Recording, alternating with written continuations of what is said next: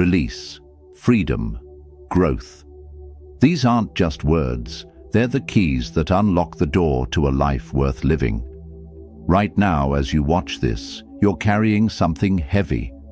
Maybe it's a grudge that's been eating at you for months.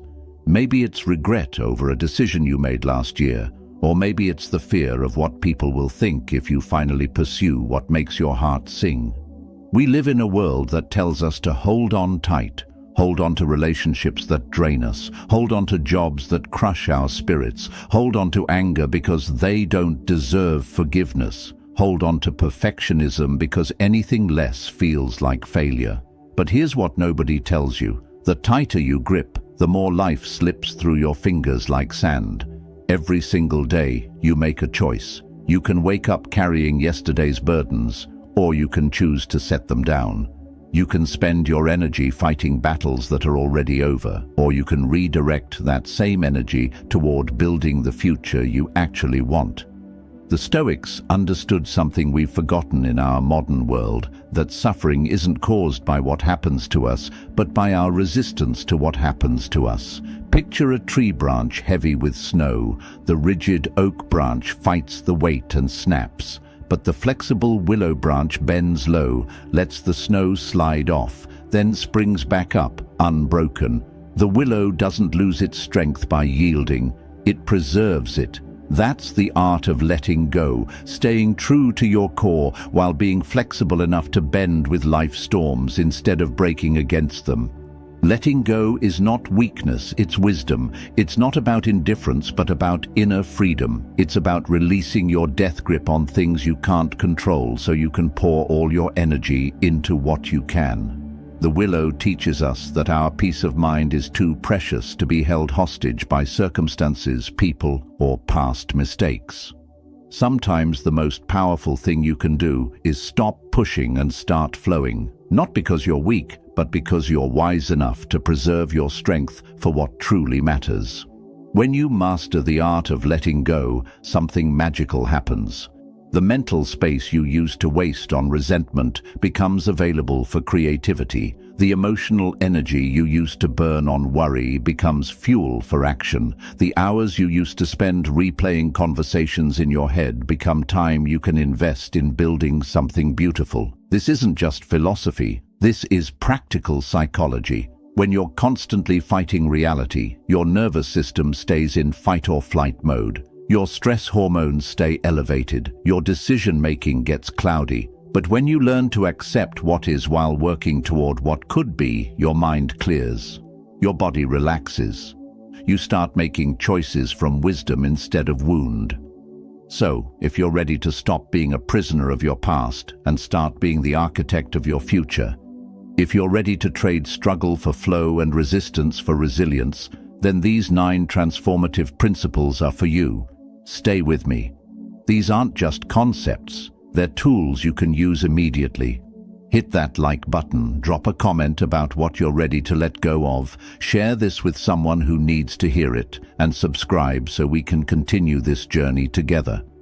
Drop this powerful affirmation in the comments and watch your mindset shift. I release and let go.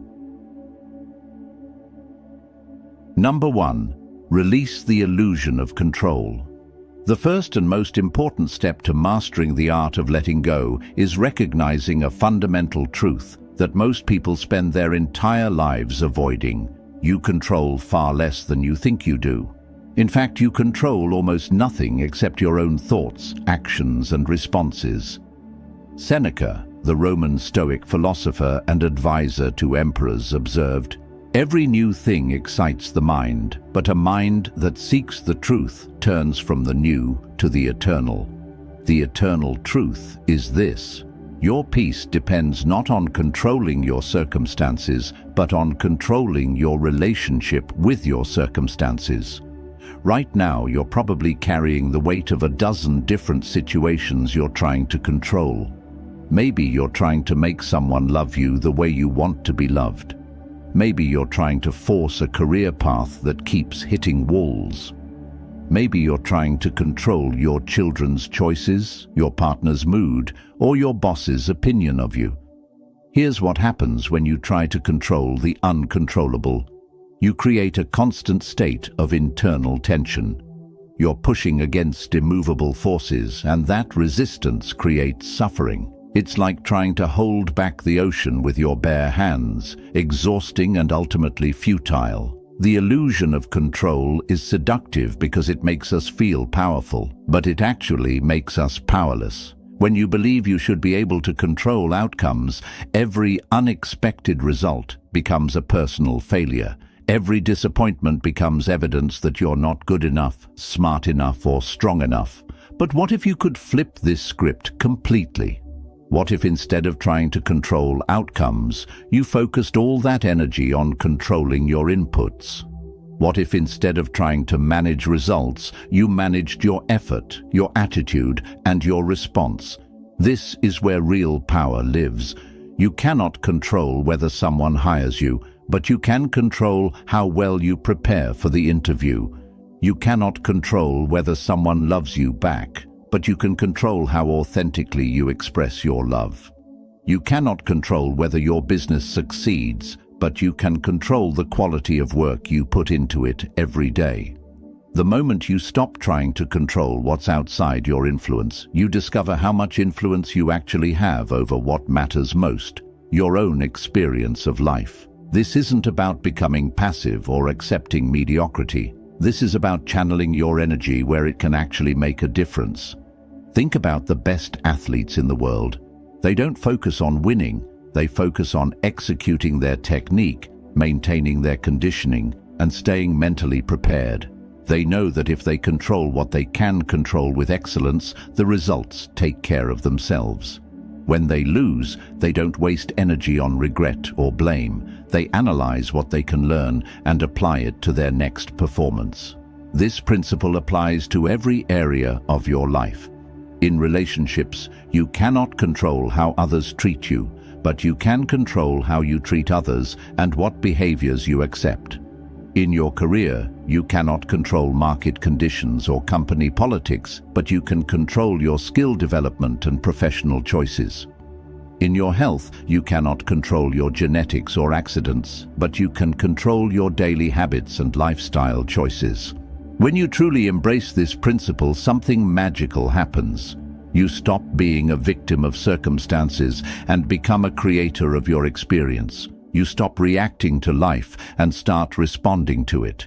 You stop being at the mercy of external events and start finding your power in how you meet those events. The practice of releasing control doesn't happen overnight. It's a daily discipline of catching yourself when you slip into control mode and gently redirecting your attention to what you can actually influence. Every time you notice yourself stressed about something outside your control, ask yourself, what part of this situation can I actually influence? What action can I take right now that aligns with my values? This shift from controlling outcomes to controlling inputs is the foundation of all inner freedom. When you master this principle, you discover that you've been carrying around a burden that was never yours to carry. You realize that you can care deeply about outcomes without being attached to them. You can work hard for what you want without being devastated when things don't go according to plan. If you're ready to stop controlling the uncontrollable, comment this mantra: control what I can, release what I can't.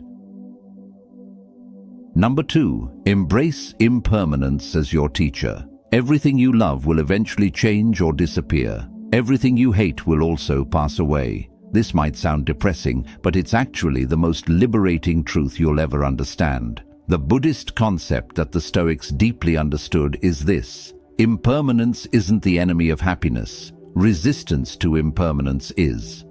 Heraclitus, the ancient Greek philosopher who influenced Stoic thinking, said, "No man ever steps in the same river twice, for it's not the same river and he's not the same man." This wisdom points to a fundamental reality that most people spend their lives fighting. Everything is always changing, and trying to make things permanent creates suffering. Right now, you're clinging to something that's already changing. Maybe it's your youth, your current relationship, your job security, or your health. You're investing enormous energy trying to freeze moments in time, to keep things exactly as they are when they make you happy, and to push away changes that make you uncomfortable. But here's what the Stoics discovered. When you stop fighting impermanence and start working with it, you unlock a completely different way of experiencing life. Instead of living in constant fear of loss, you start appreciating what you have while you have it. Instead of taking things for granted, you become present to their beauty and value. Think about the cherry blossoms that bloom in spring. They're considered incredibly beautiful in Japanese culture, but not despite their brief blooming period, because of it. Their temporary nature makes each moment of their existence precious. The same principle applies to every aspect of your life. Your relationships are more precious because they won't last forever. Your opportunities are more valuable because they have expiration dates. Your health is more important because it's fragile. Your time with loved ones is more meaningful because it's limited. When you truly understand impermanence, you stop wasting time on petty arguments and start investing in what actually matters. The fear of impermanence keeps people trapped in two destructive patterns, desperately clinging to good times and desperately avoiding difficult times.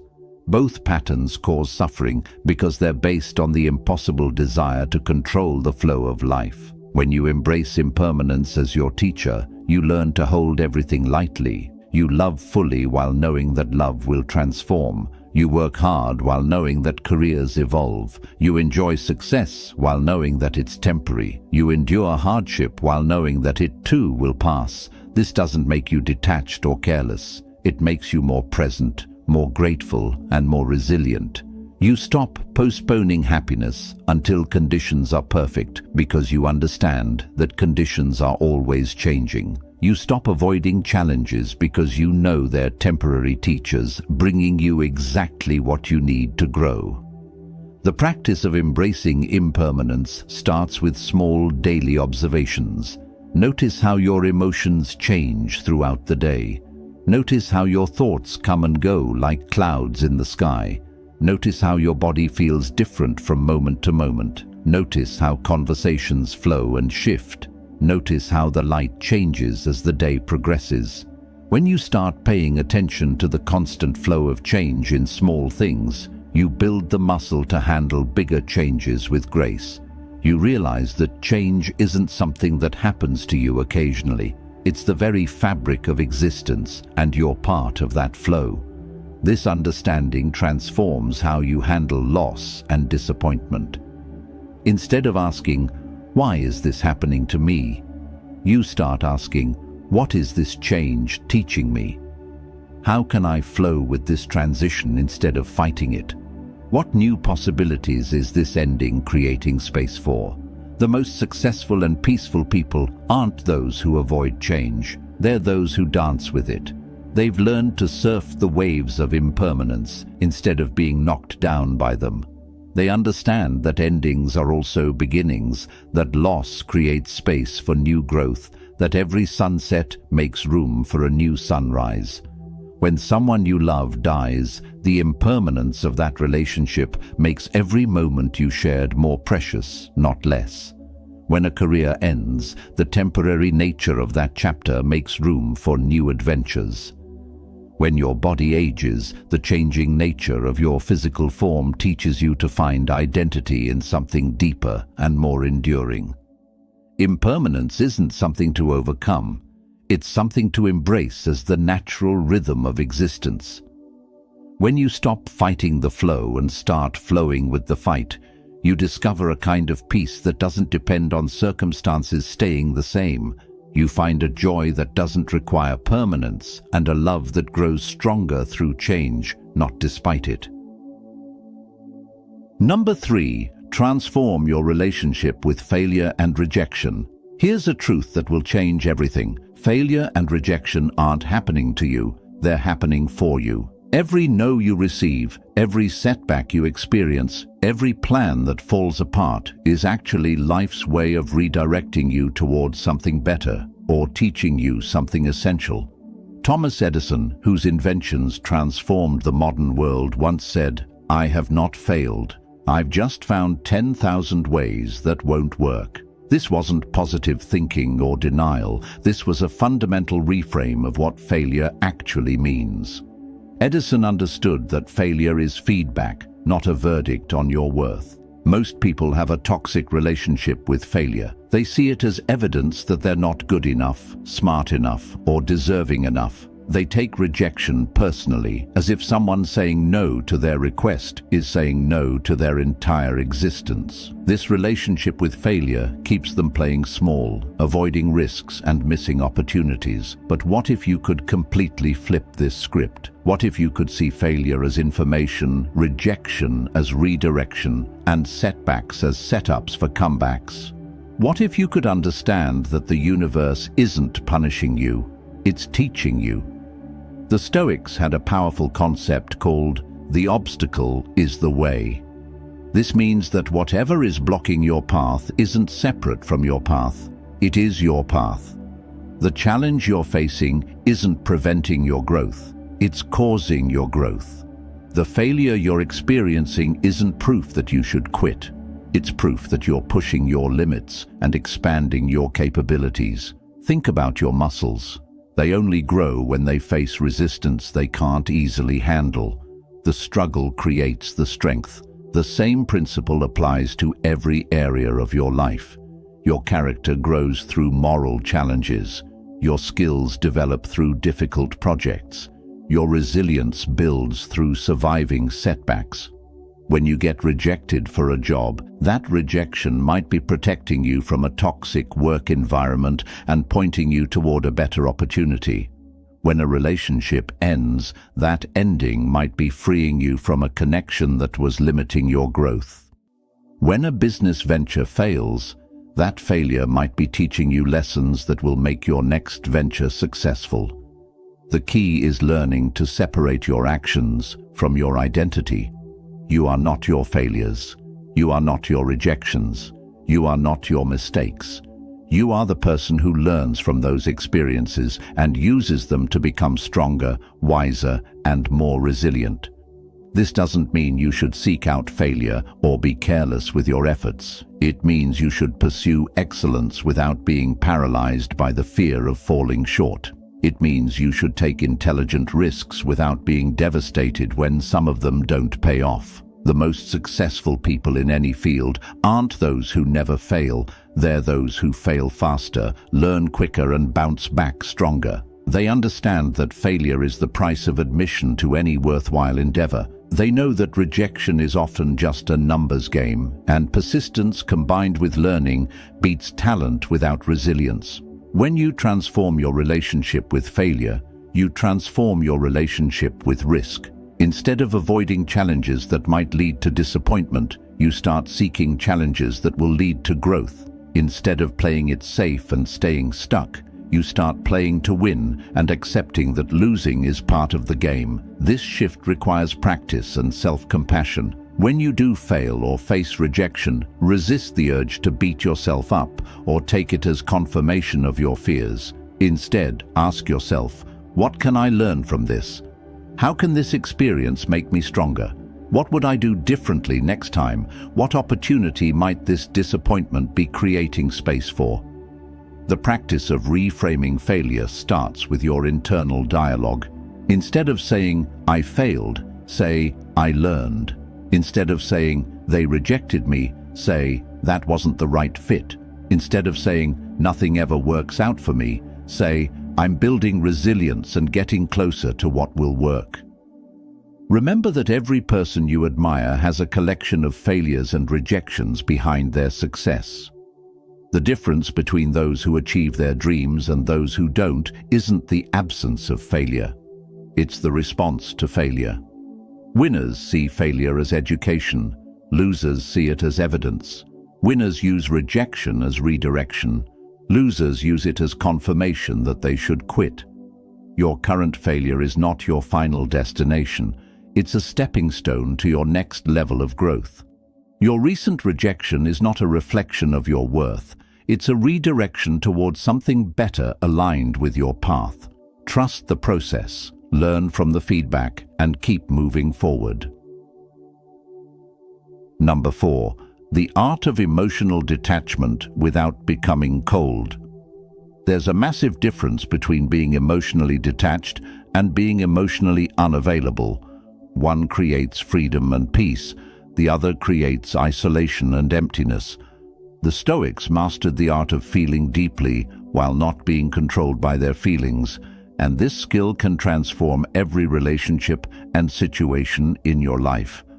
The Buddha taught, "Pain is inevitable, suffering is optional." This profound wisdom points to the space between what happens to you and how you respond to what happens to you. In that space lies your power to choose your emotional state regardless of your circumstances. Most people are emotional slaves. They wake up happy or sad depending on their circumstances. They're confident when things go well and defeated when things go poorly. They're loving when others treat them well and resentful when others disappoint them. Their emotional state is completely dependent on external conditions, which means they have no real emotional freedom. But emotional detachment doesn't mean becoming a robot. It doesn't mean suppressing your feelings or pretending you don't care about anything. True emotional detachment means experiencing your emotions fully without being controlled by them. It means feeling your anger without acting from anger. It means experiencing your sadness without drowning in sadness. It means enjoying your happiness without being addicted to happiness. Think of emotions like weather. You don't try to control the weather, but you do choose how to dress for it. You don't take rain personally, but you do carry an umbrella. You enjoy sunny days without demanding that every day be sunny. Emotions are the same way. They're natural phenomena that come and go, and your job is to experience them skillfully, not control them. The key to emotional detachment is understanding that you are not your emotions. You are the observer of your emotions. When you're angry, there's a part of you that notices the anger. When you're sad, there's a part of you that's aware of the sadness. That observing part, your consciousness, is always calm, always present, always free. This observer self is where your real power lives. From this place, you can feel your emotions without being hijacked by them. You can acknowledge your anger without saying things you'll regret. You can experience your fear without being paralyzed by it. You can feel your love without becoming possessive or needy. The practice of emotional detachment starts with creating space between stimulus and response. When something triggers an emotional reaction, instead of immediately acting on that emotion, pause.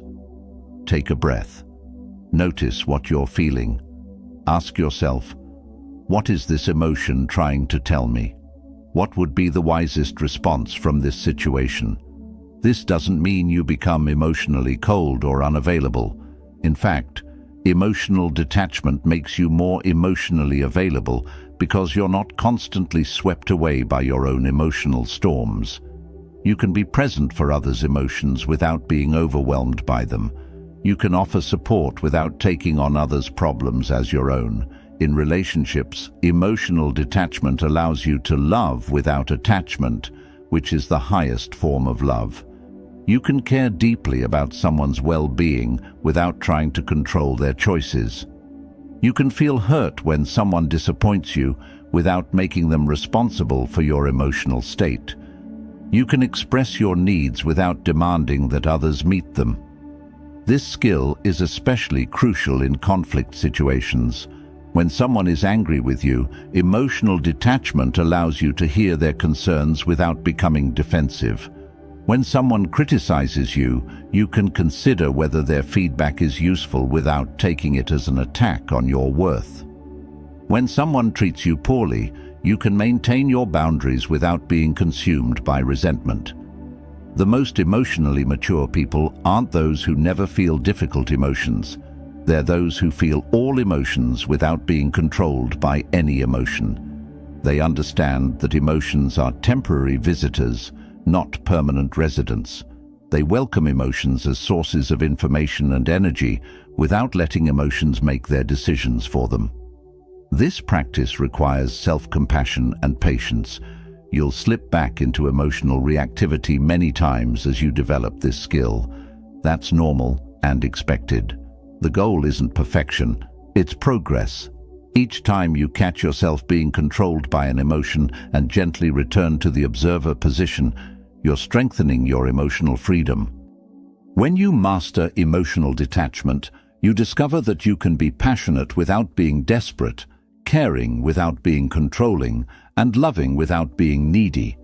You realize that your peace doesn't depend on others treating you well, your confidence doesn't depend on external validation, and your happiness doesn't depend on circumstances being exactly as you want them. This is true emotional freedom, the ability to choose your response to any situation, to feel deeply without drowning, and to love fully without losing yourself. It's the foundation of all healthy relationships and the cornerstone of inner peace. Master your emotions by claiming this truth in the comments. I feel deeply. React wisely. Number 5. Release expectations and embrace what is. Your expectations are the source of most of your suffering. Every time you feel disappointed, frustrated, or angry, look closely, and you'll find an unmet expectation underneath that emotion.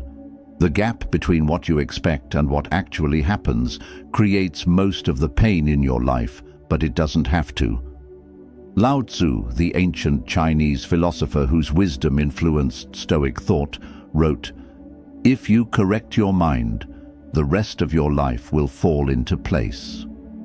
The correction he's talking about is the shift from expecting life to meet your demands to accepting life as it unfolds while still working toward your goals. Right now, you have expectations about everything. You expect people to behave a certain way. You expect your efforts to produce specific results. You expect fairness, consistency, and logic from a world that often provides chaos, surprise, and mystery. These expectations set you up for constant disappointment because reality rarely matches our mental pictures of how things should be. But here's what most people misunderstand about releasing expectations. It doesn't mean becoming passive or stopping caring about outcomes. It means holding your preferences lightly while remaining open to what actually emerges. It means working toward what you want while being at peace with whatever happens. The difference between expectations and preferences is crucial. A preference is something you'd like to happen, but you're okay if it doesn't. An expectation is something you believe should happen, and you suffer when it doesn't. Preferences create motivation, expectations create suffering. When you expect people to always be reasonable, you suffer every time someone acts irrationally. When you expect your hard work to always be recognized and rewarded, you suffer every time you're overlooked. When you expect life to be fair, you suffer every time you encounter injustice. But when you prefer these things without expecting them, you can work toward them without being devastated when they don't occur. The practice of releasing expectations starts with recognizing how many unconscious expectations you carry. You expect traffic to move smoothly, technology to work perfectly, people to keep their promises, and your body to feel good all the time. You expect your family to understand you, your friends to always be available, and your work to be fulfilling. Most of these expectations operate below conscious awareness, but they create a constant undercurrent of tension. When you start noticing these expectations, you can begin the process of transforming them into preferences. Instead of expecting your commute to be quick, prefer it while being prepared for delays. Instead of expecting people to always be on time, prefer punctuality while planning for the possibility that others might be late. This shift doesn't make you pessimistic or cynical. It makes you realistic and resilient. You still hope for the best, but you're prepared for anything. You still work toward positive outcomes, but you're not attached to specific results. You still care about people, but you don't demand that they behave according to your wishes. Releasing expectations is especially important in relationships. When you expect others to love you the way you want to be loved, communicate the way you want to be spoken to, and support you the way you want to be supported, you set up both yourself and them for failure. People love, communicate, and support others based on their own personality, experiences, and capacity, not based on your expectations. When you release these relationship expectations while maintaining healthy boundaries, something beautiful happens. You start appreciating people for who they are, rather than resenting them for who they're not. You start receiving their love in the language they speak, rather than demanding they learn your language. You start finding joy in what they do offer, rather than focusing on what they don't. The same principle applies to your goals and ambitions. When you expect specific timelines, specific outcomes, or specific recognition for your efforts, you create unnecessary pressure and disappointment. But when you prefer these things while remaining open to alternative paths and unexpected opportunities, you can pursue your dreams with passion while maintaining peace. This doesn't mean lowering your standards or accepting mediocrity. It means holding your standards as guides for your effort while releasing attachment to specific outcomes. It means doing excellent work because excellence is its own reward, not because you expect excellence to be rewarded in particular ways. The freedom that comes from releasing expectations is profound. You stop being disappointed by reality and start being curious about it. You stop fighting what is and start working skillfully with what is. You stop demanding that life conform to your plans and start discovering the opportunities hidden in life's surprises. When you embrace what is while working toward what could be, you find a kind of peace that doesn't depend on circumstances and a kind of joy that doesn't require everything to go your way.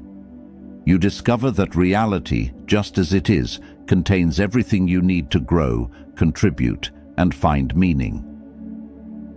Number 6, stop seeking validation and start validating yourself. The moment you stop needing others to approve of your choices is the moment you become truly free. Most people are prisoners of other people's opinions, constantly adjusting their behavior, choices, and even their dreams based on what others might think. This addiction to external validation is one of the most exhausting ways to live, and it keeps you from ever knowing who you really are. Ralph Waldo Emerson wrote, "To be yourself in a world that is constantly trying to make you something else is the greatest accomplishment." This isn't just poetic language. This is a blueprint for authentic living. When you stop seeking validation from others and start validating yourself, you discover a kind of confidence that can't be shaken by criticism and doesn't need praise to survive. Right now, you're probably making dozens of decisions based on what others might think. You're choosing clothes that will impress people, career paths that will gain approval, relationships that look good from the outside, and opinions that won't rock the boat. You're living your life as if everyone else is the judge and you're the contestant hoping to win their approval. But here's the truth that will set you free. Most people are too busy worrying about what others think of them to spend much time thinking about you. The audience you're performing for is largely imaginary. The approval you're seeking is often from people whose opinions don't actually matter to your well-being or success. The addiction to validation starts early and runs deep. As children, we learn that love and approval come when we behave in ways that please others. We discover that conformity brings acceptance and authenticity sometimes brings rejection. So, we develop a validation-seeking system that prioritizes others' comfort over our own truth. But external validation is like a drug. You need more and more of it to feel good, and the high never lasts. No amount of praise can fill the void of self-doubt. No amount of approval can substitute for self-respect. No amount of external recognition can replace the peace that comes from knowing you're living according to your own values. The shift from external validation to self-validation isn't about becoming arrogant or dismissive of feedback. It's about becoming your own primary source of approval while remaining open to input from others. It's about making decisions based on your values rather than others' expectations. It's about defining success on your own terms rather than society's terms. Self-validation starts with developing a clear sense of your own values and principles. When you know what matters to you really matters, not what you think should matter, you have an internal compass that guides your decisions. You can ask yourself, does this choice align with my values? Does this path honor who I'm becoming? Does this decision come from fear of judgment or from authentic desire? The practice of self-validation requires courage because it means you'll sometimes disappoint people. When you stop automatically saying yes to requests that don't serve you, some people will be unhappy. When you start expressing opinions that reflect your actual thoughts rather than what you think others want to hear, some people will disagree. When you make choices that prioritize your well-being over others' comfort, some people will call you selfish. This is the price of authenticity, and it's worth paying. The people who truly belong in your life will respect your authenticity, even when they don't always agree with your choices. The relationships that require you to betray yourself to maintain them aren't healthy relationships. They're prisons disguised as connections. Self-validation also means becoming your own best friend rather than your harshest critic. Instead of waiting for others to celebrate your successes, you learn to acknowledge your progress. Instead of depending on others to comfort you during failures, you learn to speak to yourself with compassion. Instead of needing others to believe in your dreams, you become your own biggest supporter.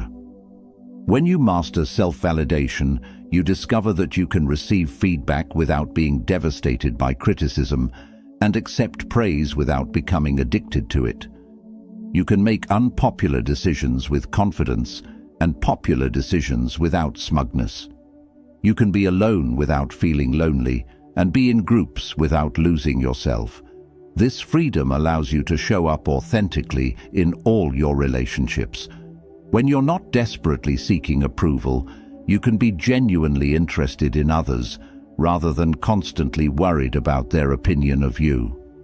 When you're not performing for validation, you can be present for connection. When you're not afraid of judgment, you can take risks that lead to growth and contribution. The most magnetic people aren't those who desperately seek approval. They're those who are comfortable in their own skin. They attract others not because they're trying to impress, but because their authenticity gives others permission to be authentic too. They create space for real connection because they're not hiding behind a mask of who they think they should be. Stop waiting for the world to validate your worth. You are the only person qualified to do that job. Your value doesn't depend on others' recognition. Your dreams don't require others' permission, and your happiness doesn't need others' approval. When you become your own source of validation, you become unstoppable. Number 7, practice the art of grateful surrender. Surrender isn't giving up, it's giving over. There's a profound difference between the two, and understanding this difference will transform how you handle every challenge, disappointment, and uncertainty in your life. Grateful surrender is the practice of releasing your grip on how things should unfold, while maintaining deep appreciation for what is unfolding. Rumi, the 13th century Persian poet whose mystical insights align beautifully with Stoic wisdom, wrote, "Try not to resist the changes that come your way. Instead, let life live through you. And do not worry that your life is turning upside down. How do you know that the side you are used to is better than the one to come?" This is the essence of grateful surrender, trusting life's process even when you can't see the destination. Most people confuse surrender with defeat, but they're opposites. Defeat happens when you stop trying because you believe you're powerless. Surrender happens when you keep acting from wisdom while releasing attachment to specific outcomes because you trust that life is working through you, not against you. Right now, you're probably wrestling with situations that require surrender. Maybe you're fighting a health diagnosis, struggling against financial difficulties, or trying to force a relationship that isn't working. Maybe you're pushing against career setbacks, family dynamics, or personal limitations. The energy you're spending on resistance could be channeled into response, but first, you need to let go of how you think things should be. Grateful surrender begins with the radical acceptance that this moment, exactly as it is, contains everything you need for your next level of growth. This doesn't mean you like everything about your current situation. It means you stop fighting reality long enough to work skillfully with reality. The grateful part of grateful surrender is crucial. It's easy to surrender when you're bitter, resentful, or defeated. But that kind of surrender creates victim consciousness and passive acceptance. Grateful surrender means finding something to appreciate even in difficult circumstances, recognizing that challenges often carry gifts that comfort never could. When you're grateful for your struggles as well as your blessings, you transform your relationship with difficulty. Instead of asking, "Why is this happening to me?" you start asking, "What is this teaching me? How is this growing me? What strength is this developing in me that I'll need for my future?" This practice doesn't mean becoming passive or stopping your efforts to improve your situation. Grateful surrender is active, not passive. You continue taking inspired action while releasing desperate attachment to specific timelines and outcomes. You work with life's flow instead of against it, like a skilled sailor who uses the wind rather than fighting it. The practice of grateful surrender is especially powerful during transitions and uncertainty. When you don't know what's coming next, instead of panicking about the unknown, you can trust that uncertainty often precedes breakthrough. When old patterns are breaking down, instead of trying to hold them together, you can appreciate that something new is trying to emerge. In relationships, grateful surrender means releasing your need to control how others love you, support you, or understand you. You can express your needs and boundaries clearly while surrendering attachment to whether others meet those needs in the ways you prefer. You can love people fully while surrendering the need for them to love you back in specific ways. In your career and creative pursuits, grateful surrender means doing your best work while releasing attachment to how that work is received or rewarded. You can pursue your goals passionately while surrendering the timeline, the path, and even the specific outcomes. You trust that your sincere efforts will lead to whatever serves your highest good, even if it looks different than you imagined. This practice requires developing faith, not necessarily religious faith, but faith in life's intelligence. Faith that your experiences, even the difficult ones, are perfectly designed for your growth. Faith that what appears to be setbacks might be setups for something better. Faith that life is conspiring for your benefit, not against it. Grateful surrender also means surrendering the need to understand everything. You don't need to know why certain things happen, how everything will work out, or when your situation will improve. You only need to trust that you have everything you need to handle whatever comes, and that your job is to respond wisely rather than control perfectly. When you master grateful surrender, you discover a kind of peace that doesn't depend on circumstances, and a kind of strength that grows through challenges rather than despite them. You realize that life is not something that happens to you. It's something that happens through you, and your job is to be the best possible channel for whatever wants to emerge. The most resilient and successful people aren't those who control everything. They're those who surrender gracefully while acting wisely. They trust the process while engaging fully with the process. They let go of outcomes while committing fully to excellence in their actions. Number 8. Let go of who you used to be to become who you're meant to be. The person you were yesterday is not the person you have to be today. One of the most limiting beliefs you can hold is that you are fixed, unchangeable, defined forever by your past choices, mistakes, or circumstances. The truth is, you are constantly becoming, constantly evolving, constantly capable of transformation, but only if you're willing to let go of old versions of yourself. Carl Jung, the pioneering psychologist whose insights bridge ancient wisdom and modern understanding, observed, "The privilege of a lifetime is being who you are." But here's what most people miss. Being who you are doesn't mean staying who you've always been. It means having the courage to keep evolving into your most authentic and capable self. Right now, you're probably carrying identities that no longer serve you. Maybe you still see yourself as the shy person you were in high school, the failure you were after a major setback, or the victim you became after a difficult experience. Maybe you're holding on to being the people pleaser, the perfectionist, or the person who always puts others first, even when it destroys your own well-being. These old identities feel comfortable because they're familiar, but comfort is often the enemy of growth. When you cling to outdated versions of yourself, you limit your potential and rob yourself of the opportunity to discover what you're truly capable of becoming.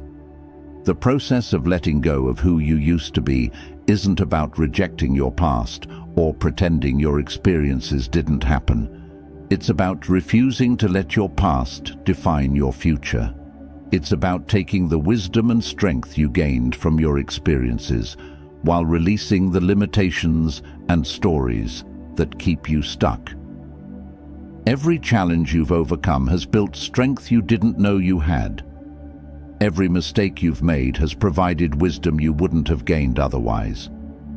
Every difficult experience has developed resilience that serves you now.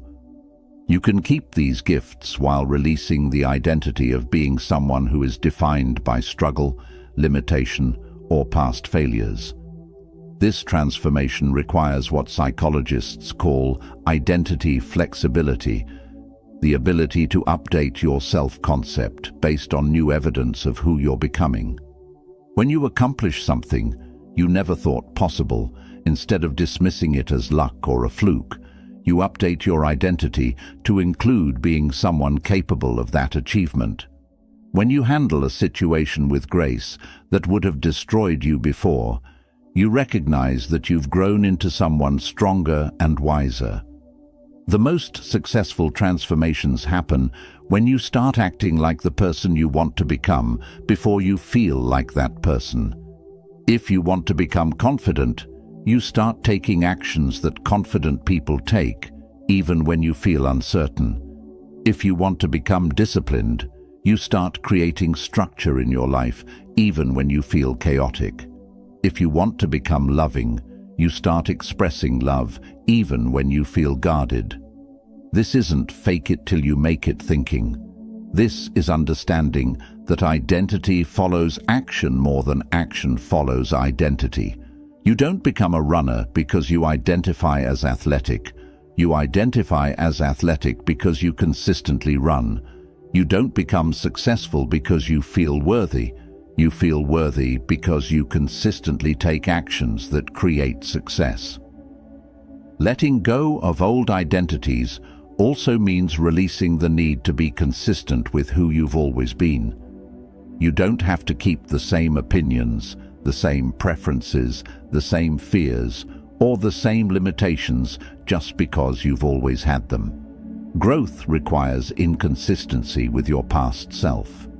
Evolution requires betraying who you used to be in service of who you're becoming. This process can feel scary because your old identity, even if it's limiting, provides a sense of security. You know how to be that person, even if being that person creates suffering. But consider this: the caterpillar must completely dissolve before it becomes a butterfly. The transformation requires releasing what was to make space for what's possible. The practice of identity evolution starts with paying attention to the stories you tell about yourself. Notice when you say things like, "I'm not good with money," "I'm not a morning person," or "I'm just not the type of person who." These statements aren't facts about reality. They're beliefs that create reality. When you change these stories, you change your life. Start experimenting with new versions of yourself. Try on new behaviors, new responses, new ways of thinking. See what fits, what feels authentic, what serves your highest good. You might discover that you're funnier than you thought, stronger than you imagined, more capable than you believed, more loving than you knew. The person listening these words right now has unlimited potential for growth, change, and transformation. You are not condemned to repeat the patterns of your past. You are not limited by the mistakes you've made or the circumstances you've experienced. You are a constantly evolving being with the power to recreate yourself in each moment. Let go of who you used to be, with gratitude for the lessons learned and the strength gained. Embrace who you're becoming with excitement for the possibilities ahead. Your best self isn't behind you, it's emerging through you right now. Number 9. Trust the process. Even when you can't see the destination, the most profound transformations happen in darkness, invisibility, and uncertainty. Seeds grow underground before they break through soil. Butterflies transform in the darkness of their cocoons. Your greatest breakthroughs often happen during periods when you can't see progress and don't know what's coming next. Learning to trust the process when you can't see the destination is the final mastery of letting go. Viktor Frankl, the Holocaust survivor and psychiatrist who found meaning in the most meaningless suffering, wrote, "When we are no longer able to change a situation, we are challenged to change ourselves." This wisdom points to the deepest truth about trust. Sometimes the process you need to trust isn't about changing your circumstances, but about changing yourself through your circumstances. Right now, you're probably in the middle of processes you can't fully understand. Maybe you're healing from trauma and can't see when you'll feel whole again. Maybe you're building a business and can't see when success will come. Maybe you're developing a skill and can't see when mastery will emerge. Maybe you're growing spiritually and can't see when peace will arrive. The desire to see the end of the journey before you complete it is natural, but it's also limiting. When you demand to know how everything will work out before you take the next step, you miss the growth that happens in the unknown. When you need guarantees before you commit to the process, you never fully commit to the process. Trust isn't belief that everything will work out exactly as you want. Trust is confidence that you can handle whatever emerges, learn from whatever happens, and find meaning in whatever unfolds. Trust is knowing that the process is working on you, even when you can't see how you're working on the process. Every process has seasons. Spring brings new growth and possibility, but it also brings uncertainty about what will actually bloom. Summer brings progress and activity, but it also brings the hard work of cultivation. Fall brings harvest and results, but it also brings the letting go of what's ending. Winter brings rest and dormancy, but it also brings the deep preparation for the next cycle of growth. Most people try to skip the difficult seasons and live permanently in spring and summer. They want constant growth, visible progress, and immediate results. But nature doesn't work that way, and neither does personal transformation. Every process requires periods of invisible development, apparent setbacks, and mysterious transitions. The practice of trusting the process starts with accepting that you don't need to understand everything that's happening to you. You don't need to know why certain challenges appeared in your life, when your current struggles will end, or how your efforts will ultimately pay off.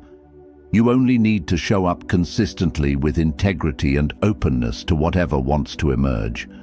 This doesn't mean becoming passive or abandoning your goals.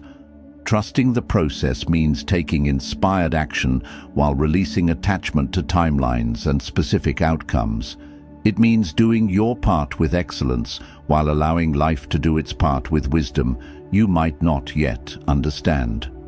When you're in the middle of a difficult process, recovery, education, relationship building, creative projects, there are always moments when you want to quit because you can't see progress. This is exactly when trust becomes most important and most powerful. The breakthrough you're seeking might be one step beyond the point where you want to give up. The processes that transform you most deeply are often the ones that make the least sense while they're happening. The job loss that leads to your dream career, the heartbreak that opens your capacity for deeper love, the illness that teaches you what really matters, the failure that develops the resilience you need for future success. Trusting the process also means trusting your intuition about what steps to take next, even when those steps don't make logical sense. Sometimes the process requires you to slow down when everyone else is speeding up. Sometimes it requires you to change direction when you were making progress on your original path. Sometimes it requires you to go backward before you can go forward. The most successful and peaceful people aren't those who can predict the future. They're those who can trust the present. They understand that every moment contains exactly what they need for their next level of growth, even when that growth looks like challenge, confusion, or delay. When you truly trust the process, you stop trying to force outcomes and start flowing with opportunities. You stop fighting the timeline and start working with the rhythm. You stop demanding to know the ending and start appreciating the journey. You discover that the destination was never separate from the path. The path is the destination. Your life is unfolding exactly as it needs to unfold for you to become who you're meant to become. Trust that. Trust the timing. Trust the challenges. Trust the growth. Trust the mystery. The process knows what it's doing, even when you don't. You now have 9 powerful principles that can transform your relationship with letting go. But listening about these concepts and living them are 2 different things. The real transformation happens when you start applying these insights to your daily life. One situation at a time, one choice at a time, one breath at a time. Remember, mastering the art of letting go isn't about becoming perfect at release. It's about becoming skillful at recognizing when you're holding too tightly and gently loosening your grip.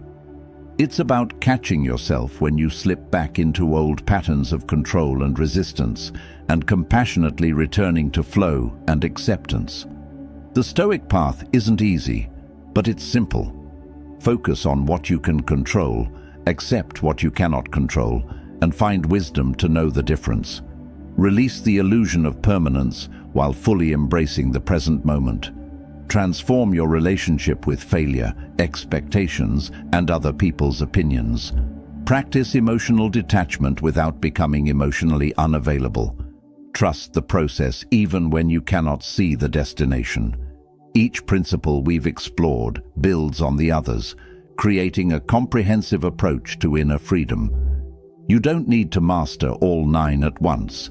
Start with the one that resonates most deeply with you today. Practice it until it becomes natural, then add another layer to your understanding. Your journey of letting go is also a journey of stepping into your power. When you release what doesn't serve you, you create space for what does. When you stop fighting reality, you can start working skillfully with reality. When you let go of who you used to be, you make room for who you're becoming. The freedom you're seeking isn't somewhere in the future. It's available right now, in this moment, through the simple act of releasing what you cannot control and embracing what you can. Take a deep breath, let it go, and step into the peace that has been waiting for you all along. Seal your transformation by dropping this final affirmation: letting go equals leveling up. If this message has served you, please like this video, share it with someone who needs to hear these words.